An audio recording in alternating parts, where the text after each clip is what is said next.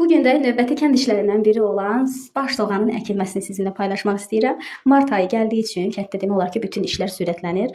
Bütün əkin, biçin işləri görülməyə başlayır. Onlardan da biri baş soğan dediyimiz, yəni soğan başı dediyimiz soğan əkimidir ki, soğanın başları bu formada kəsilərək torpağa əkilir.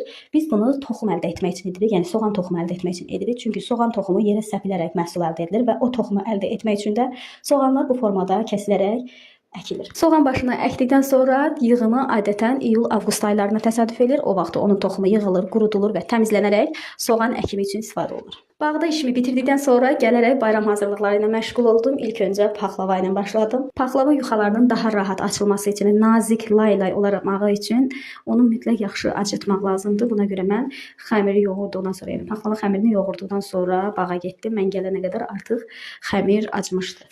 Mayalanmış xəmiri kündələyərək təkrar 15-20 dəqiqə kündədə də mayalandırdım. Yəni xəmir nə qədər dincəlsə, o qədər daha rahat açılır.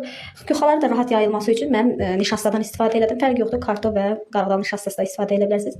Birinci kündəni yayıram, içlik qoymuram, sonra ikinci kündəni yayıram, sonra başlayaraq içlik qoyuram. Hər dəfə əlimlə yaxşıca basaraq presləyirəm ki, sonra paxlava, yəni bişdikdə qaynayıb içliyi üzə çıxmasın. Mən paxlavanı 15 qatdan etdim. Yəni fikrimcə paxlava nə qədər hündür olarsa, o qədər görsəl görsənir. Hər şey hazırladıqdan sonra laylarını düzdükdən sonra paxlavanı soyuducuda 10 dəqiqə dincəldib sonra kəsirəm. Onda daha rahat kəsilir.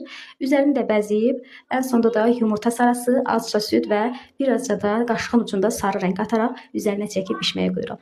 Təxmini 10 dəqiqə bişdikdən sonra, 10-15 dəqiqə bişdikdən sonra çıxardıb təkrar kəsib arasına 2 çömçə, iri çömçə yağ gəzdirirəm.